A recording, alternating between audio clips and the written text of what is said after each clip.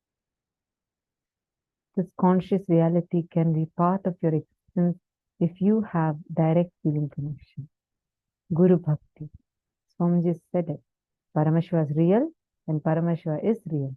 And based on that, your whole cognitive shift happens. Your existence shifts.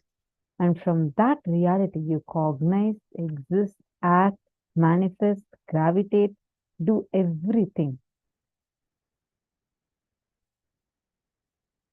How many of you are understanding just this one powerful cognition? I should say, just this cognition, which can invoke so much of power in you. I request all of you to take a few minutes and post it. How many of you are clicking with this?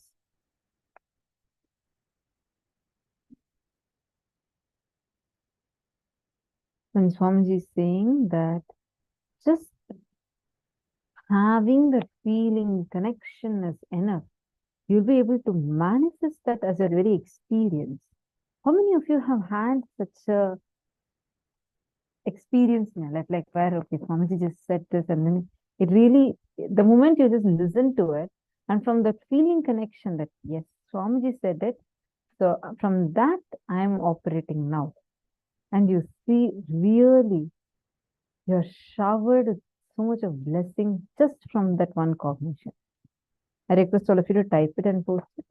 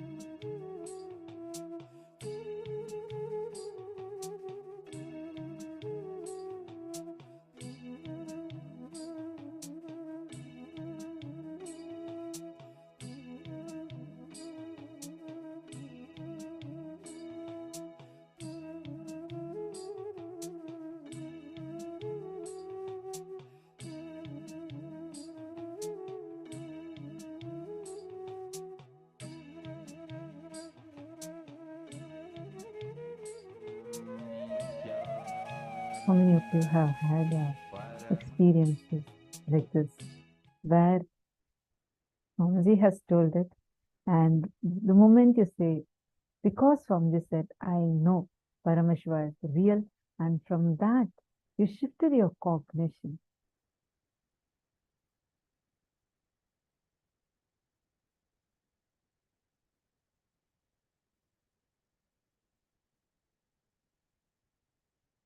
Okay, Ma Virupaksha has asked the question. He's saying, I don't understand. What is bhakti? And then Paramashiva is real. Why does it provoke a cognition shift? See, bhakti, feeling connection, is almost like an alchemy process. It is like a direct umbilical cord connection that you have, where anything that happens in Paramashiva, it just gets transmitted to you. It is directly transmitted to you. For example, how many patterns or powerlessness that has been there in you has just been melted just because of feeling connection with Swamiji. I'll give you an example. There is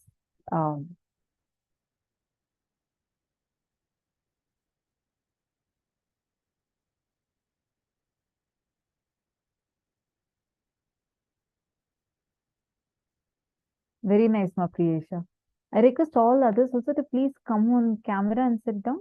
Please come on camera.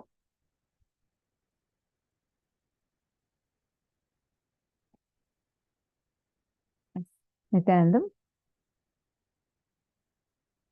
Are all of you hearing me better now? Nityanandam. Are you able to hear me clearly now? Virupaksha. Okay. Bhakti, emotion is so powerful. It can just like that create a huge shift in you. That's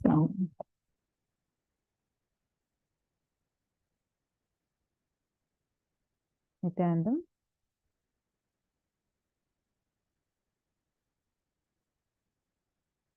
Okay, is this better now?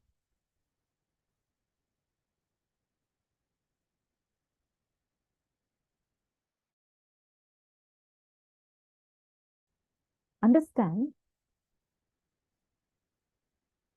devotion, bhakti is so powerful. Just by mere feeling connection, it can bring so much of transformation in you. There was a shepherd who was, tendering the cattle and making the cattle graze.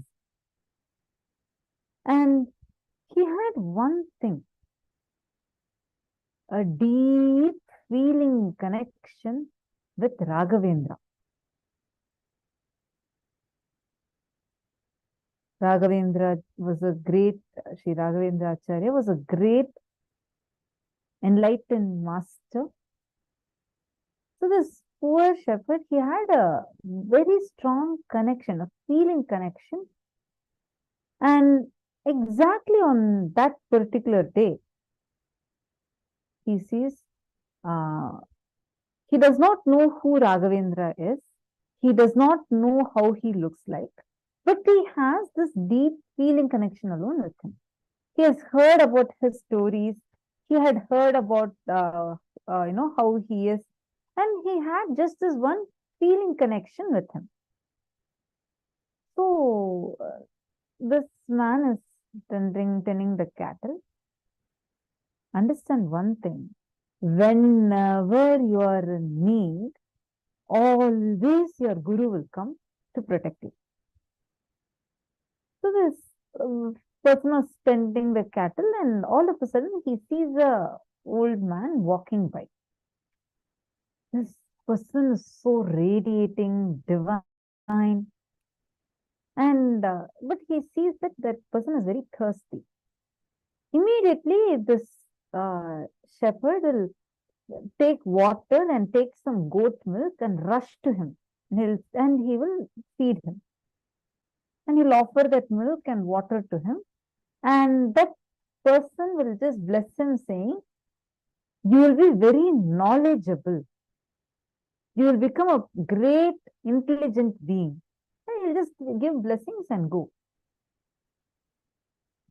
He doesn't understand. He's a normal shepherd who's tending to the cattle, and he doesn't have any literary knowledge. He doesn't have any kind of schooling.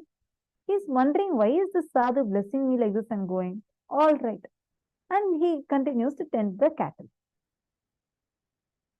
Some time passes, and the Nawab, so that's when the Mughal invasion has started. So one of the Mughal Nawab is like not the king, but you can call it more like a chief minister kind of a person. So that guy is going near this shepherd, like he's riding on his horse along with his assistant. He's crossing that area. He was having a Sanskrit palm leaf with him, and he wanted that to be read. And these guys, these Mughals are really ruthless and very violent. So what he does, he just sees a shepherd that is standing there, and he takes a sword and keeps it on his neck and says, "I want this letter to be read right now. If you don't read it, I'll kill you." This person is shaken. He doesn't understand. He doesn't know. Like he says, "I'm a person who's tending to the cattle. How come you're coming and asking me?" He says, "I don't know all that. You need to read it right now, or else you'll die." He was shocked. Just then he remembered that same form who just walked by and went and blessed him, saying he'll have knowledge. The moment he just remembered that form, he just connected to Raghavendra and opened that palm leaf. Suddenly he started reading. He just started reading. The person who was with the Nawab was shaken. He said, "This fellow is a poor shepherd. Definitely he will not be able to read it correctly." So the Nawab takes that shepherd along with him and goes to his palace, and he calls another Pandit to come and verify if what he read was right. The Pandit was shaken, because whatever this poor fellow is sitting and reading, everything was right.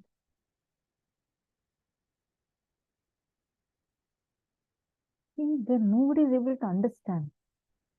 This shepherd was filled with tears of gratitude. He said, "Now I know the one who came is none other than my Guru himself. He had just come at the right time, blessed me, initiated me, and the moment there was a survival need for me, he himself manifested through me." Understand this. Whenever you are in need, when you have the deep feeling connection, he himself will manifest for you, change your entire reality, miraculously shower you with things that you never ever imagined can be yours. That is the power, strength of Guru Bhakti. Whenever, any time, you feel you're struggling with something, stuck with something, you need an upgrade, understand, just your feeling connection to Swamiji, your Guru Bhakti is powerful enough. It can cause tons of miracles to you, things that you can never even imagine. That level can be manifested. Understand? That is the strength, power of Guru Bhakti. Ma Virupaksha, you're understanding? When that poor shepherd, he was an illiterate. But because his feeling connection was so strong, he did not even know how Raghavendra looks like. But just that feeling connection with him, it was so powerful, so strong in him. A letter also, he didn't even know single letter of the alphabet. He mastered such complicated scripture in matter of seconds. That level cognition shift is possible. Same way, Padmapada, Adi Shankaracharya had this one disciple who used to not really be good in learning or studying. He was very poor in terms of studying, learning scriptures. But he had one powerful thing, is feeling connection with Adi Shankaracharya. And what he used to do is, he used to wash the clothes of all the disciples and wash the vessels, clean up the place where they were staying. He used to tend to all of these things. The other disciples felt like, used to bully him. They used to say, look, you are not even able to read any scripture. What is the use of you even existing? Look how low you are. They used to bully him. And they used to think, why is Adi Shankaracharya wasting time with this fellow and all? Why is he even having all this kind of person is even a disciple? Adi Shankaracharya understands what is going on, what's brewing amongst all the disciples. So one day he takes all of them to one bank of a river. He sits and teaches them the scriptures in that side. And on the other end of the river, on the other side, in the other side of bank, this person is sitting and washing clothes and he's doing the seva there. All the other disciples are laughing at him, saying, see, we are all with the master and we all are learning scriptures. You're sitting and washing clothes and washing vessels. Suddenly, Adi Shankaracharya calls out his disciples' name. The moment Bhagavan calls his name, he was overflowing with joy, ecstasy, bliss, gratitude. He just drops everything, forgets even that there is a big, deep river flowing, flooding and flowing in front of him. He forgets all that. He just runs to see Adi Shankaracharya. Because of his intense feeling, connection, and that devotion that he had, when he starts running towards Adi Shankaracharya, the lotuses start blooming. Understand? Lotuses never bloom in a stagnant, never bloom in a flowing river. They always can only bloom in a stagnant water, like a pond, never in a river. But when he was overflowing with Guru Bhakti and rushing to meet with the master, Ganga immediately blooms lotuses to hold his feet and he gets enlightened. Bhagavan gives the name Padmapada, the one for whom, to hold whose feet lotuses bloom. He was blessed with the name Padmapada and achieved enlightenment. Understand what background you are from, what kind of knowledge you have, or what kind of things you know, you don't know, your skill set, nothing matters. Feeling connection with the master, Guru Bhakti, is so powerful. He can just transform you. A person who was teased, bullied by everyone, who all the great Vedantis were sitting and reading Vedas, scriptures, they didn't get that enlightenment. He got that enlightenment. Understand, feeling connection with the master is the key. Guru Bhakti is powerful enough to transform anything. Are you understanding, Virupaksha? Does this answer your question?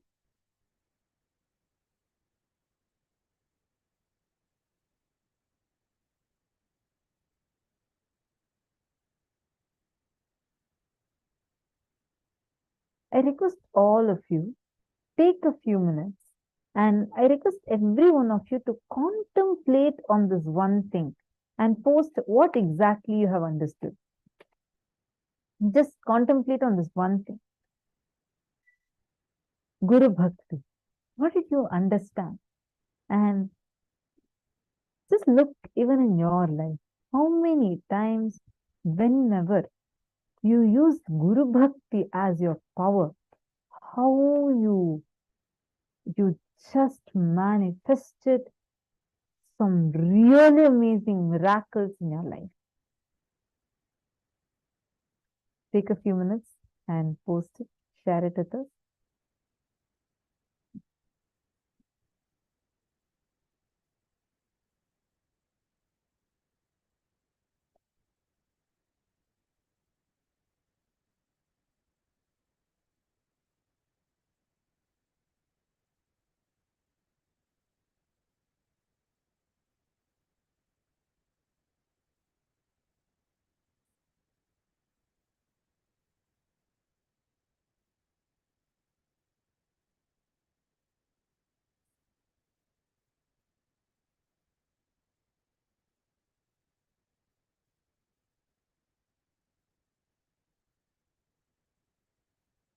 Actually, in 2014, I shared this earlier also, had a very, very, very powerful experience where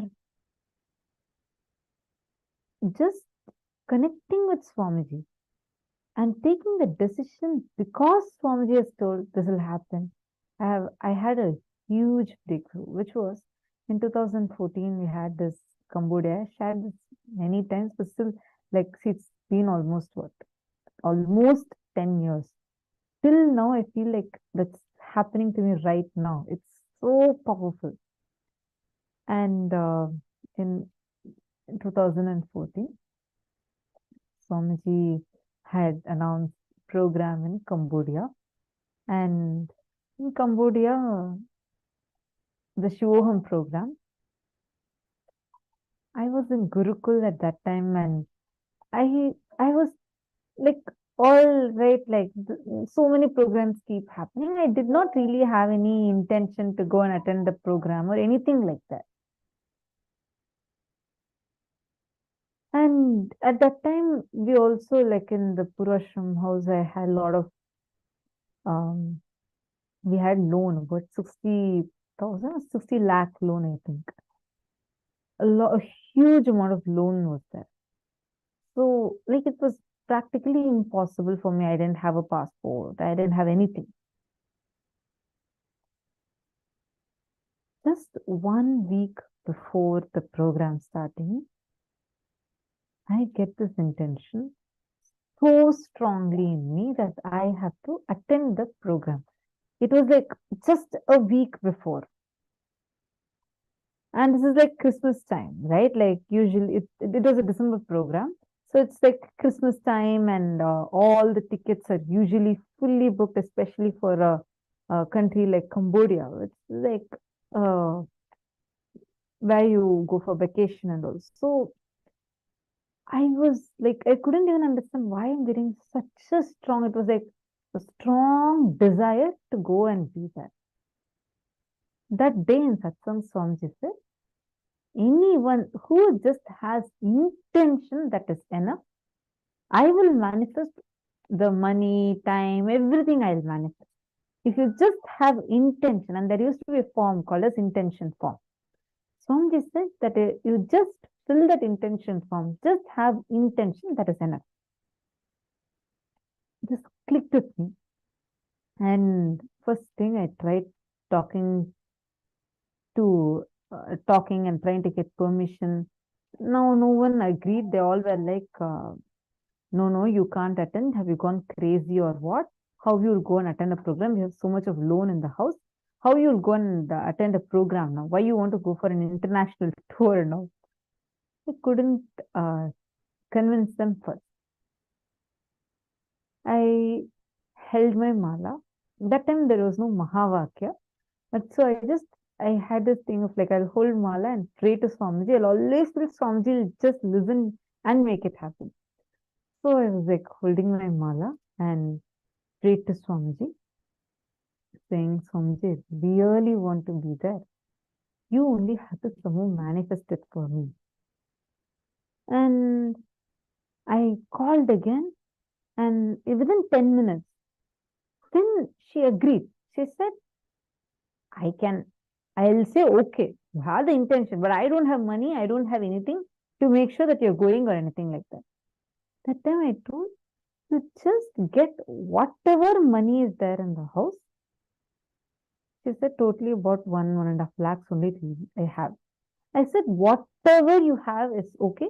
Just come and pay. She got and she came and she paid. After that, I was getting nice firing saying, we don't have any money in the house and you made me go and pay. I don't know. I can't handle all this. How now? What am I going to do next? Whatever 1.5 lakhs I had also, I came and paid. And now anyway, the program cost is this much. How are you going to do the rest? And why did you make me pay? Like, at that time again, I held my mala. I prayed to Swamiji. I was like, Swamiji, trusting you. I just prayed to you. I made her put whatever money we have. Now you only should do something. Suddenly, a call comes. My grandfather had passed away the previous year itself. A call comes. And we pick up the call. It was a bank person. And he's calling saying, just the previous year, it seems my grandfather had put exactly 5.5 lakhs. I think that was the cost of the program.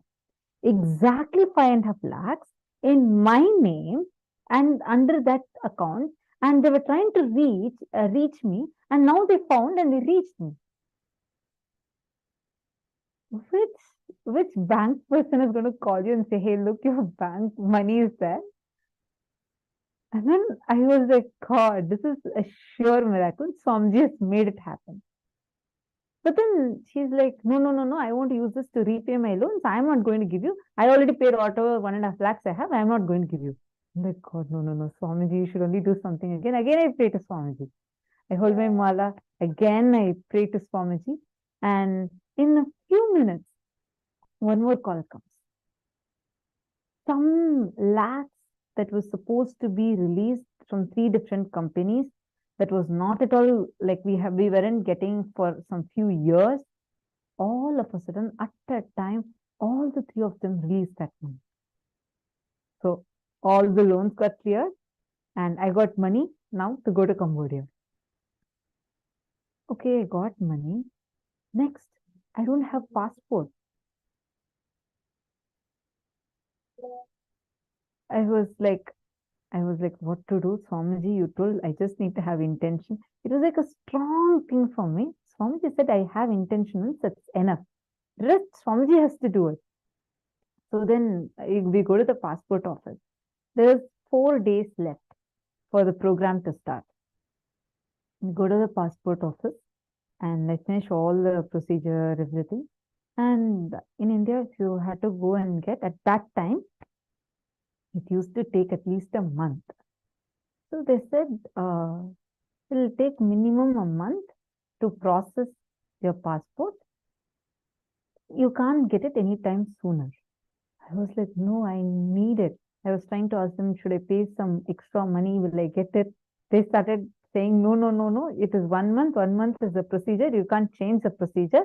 Maximum, the earliest possible, even if you do Tatkal, etc., you can't get it faster than 2 weeks time. 1 to 2 weeks easily. I felt like, God, after so much, after getting the money, everything, and I'm like about to go. Now what to do? Passport is not going to come. I was feeling very, very sad. I went back to the house and I was praying to Swamiji. This all happened around 6:30 in the evening. Next morning, 7 o'clock, the doorbell rings. I go and check. There's a courier person. They held an envelope to me. I open and see passport. What was supposed to take 1 month, I got it in less than a day. I couldn't believe it. I had the passport in my hand. I was literally crying. Then now the next thing, money came, passport came, ticket. All the tickets were full.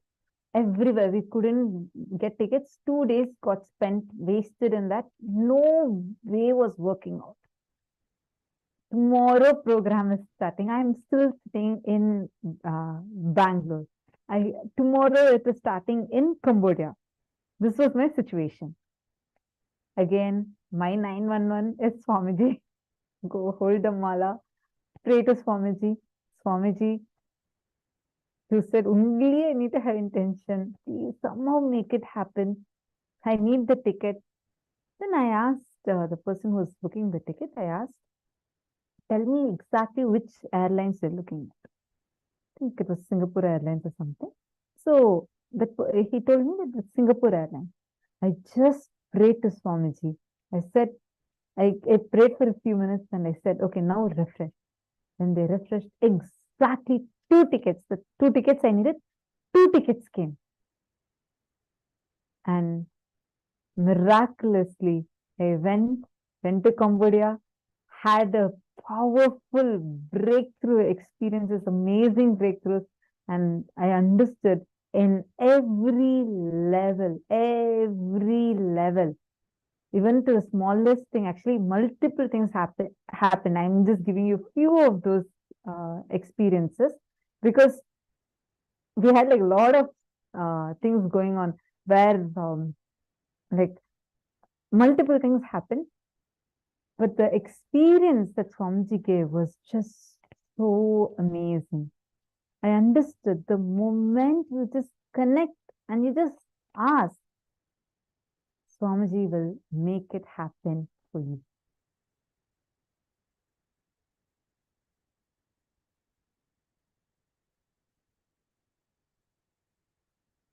To understand, feeling connection is so powerful.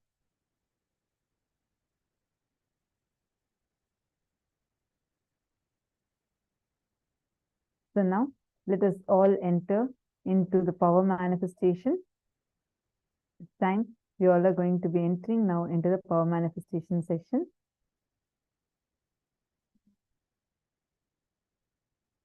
See, understand. So I'm seeing some complaints regarding body. I'll check it out. We'll correct it. See, understand one thing. Whenever you connect with Swamiji, especially any step you take, saying that because Swamiji told us, I'm going ahead and doing it. When you take a risk, it will put you itself in a survival mode. See, when I said, okay, whatever I'm having, whatever money we have in the house, just let's go and give it. I didn't have a backup plan. I didn't know what else to do. I didn't even know what would happen next. I just forced her to get the money and put it there. But because that one thing I was so sure is, Swamiji said he will take care. He told in the satsang, anyone who has intention that is enough, rest everything he'll take care. That's it. That one thing, Swamiji just made it happen. For me, like 10 years almost are getting over. Till now, actually it's like, I just try to summarize it as much as possible. The whole experience, I still feel so strongly, I feel anything happens, I know Swamiji is there. He will be listening. anything, you just hold the mala, chant Mahavakya, pray to Swamiji, he will just make it happen for you. Understand, feeling connection with the master will bring so much of auspiciousness, so much of good, too much of good, much, much more than what you can even imagine. Now, let us all enter into power manifestation session. We have Ma Nithyananda who will be joining us for the power manifestation session now.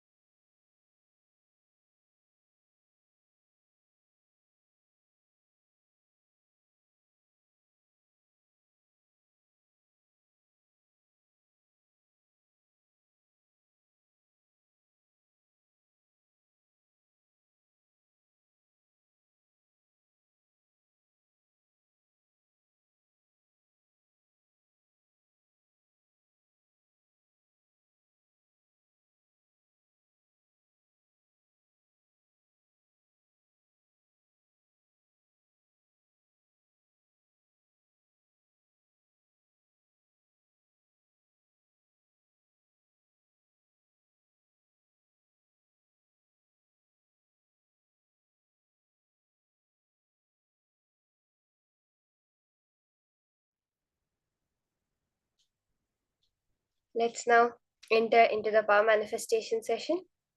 After that beautiful internalization and experience shared, we'll be continuing the power of Dura Shruti, being able to listen to things at a distance.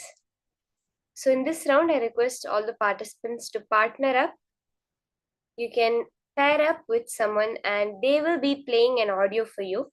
If you're partnering up in the Zoom, you will be playing an audio for them at the same time. And whatever you're able to hear through the power of Dura Shruti, you'll be sharing with your partner. Are we ready? Let's enter into this power manifestation. Let's take a few minutes and make partners with whom you'll be manifesting.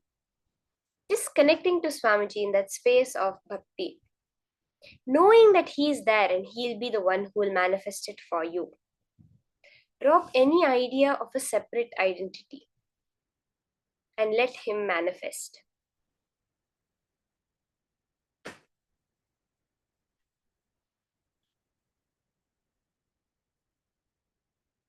Let's take a few minutes, and I request all the participants, you can form a partner either within the Zoom, you can find your friends, family with whom you'll be manifesting.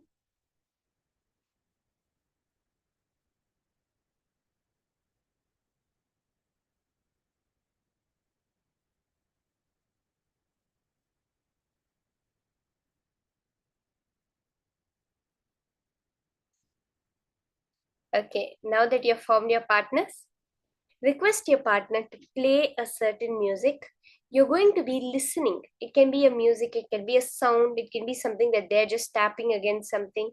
any kind of audio. Now, through your third eye, you're going to be scanning and seeing exactly what it is that your partner is playing for you. Just share it with them. Let Paramashiva reveal to you. You will see the manifestation happening so beautifully. Sit straight. Chant the Mahavakya Om Nithyananda Paramashivoham. When you tune yourself to the frequency of the vibration, right now you're tuned to your inner chatter. All the different dialogues, thoughts, everything happening within you. Therefore, when you close your eyes, only that you hear. Just unclutch from that. Tune yourself into the silence, the cosmic frequency. And the whole, whichever sound you decide to tune yourself into, you'll be able to hear that.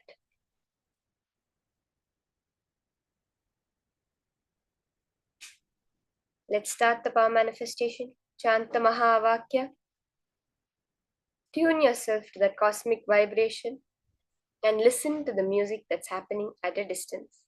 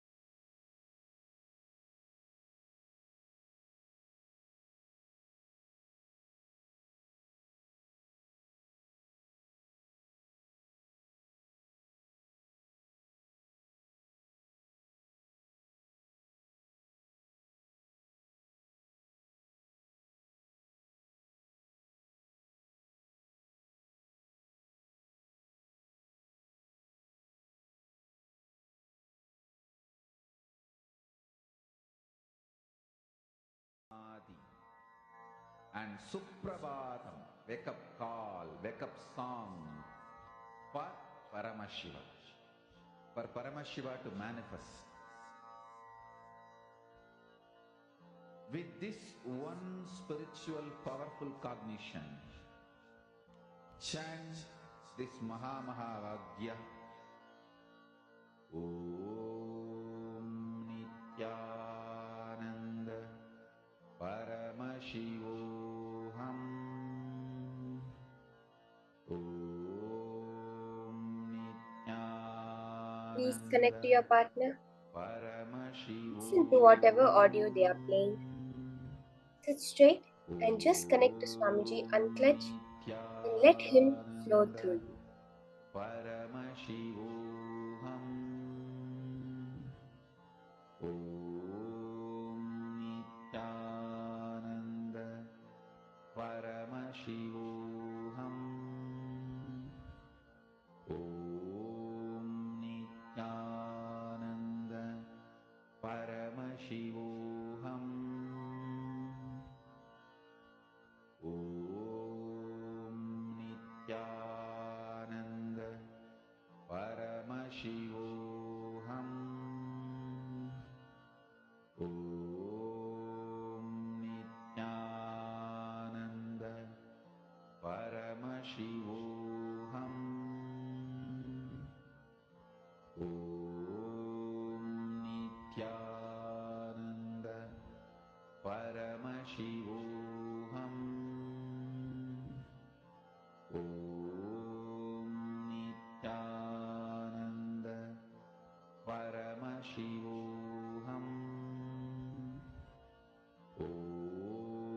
Nithyananda Paramashivoham. Om Nithyananda Paramashivoham. Om Nithyananda Paramashivoham. Om Nithyananda Paramashivoham. Om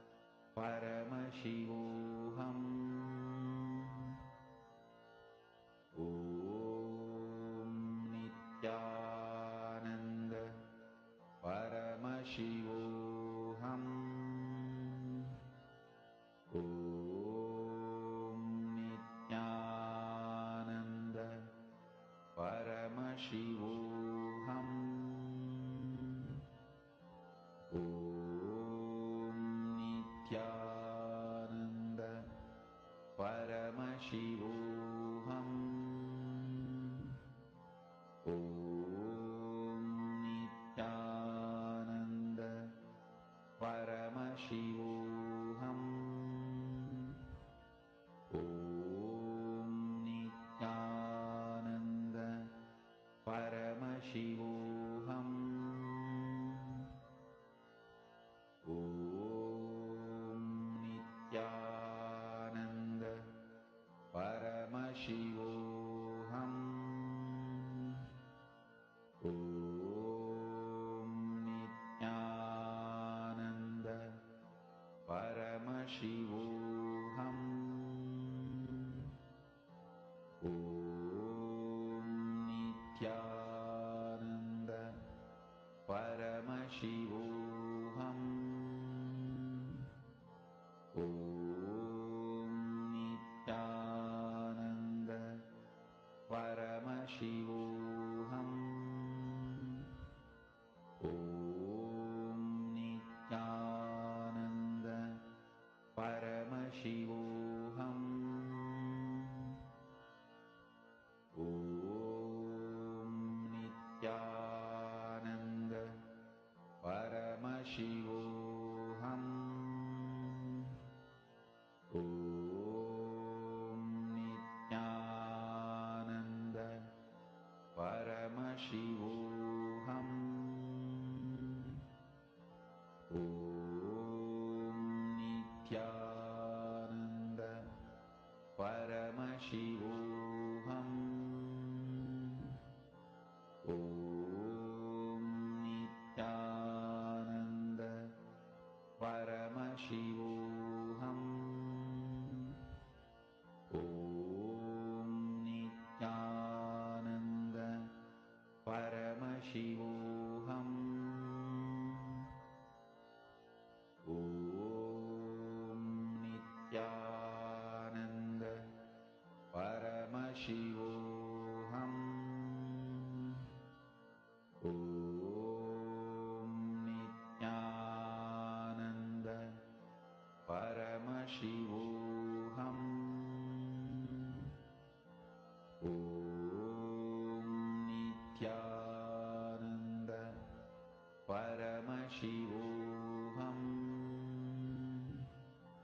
Om Nithyananda Paramashivoham. Om Nithyananda Paramashivoham. Om Nithyananda Paramashivoham. Chant the Mahavakya intensely.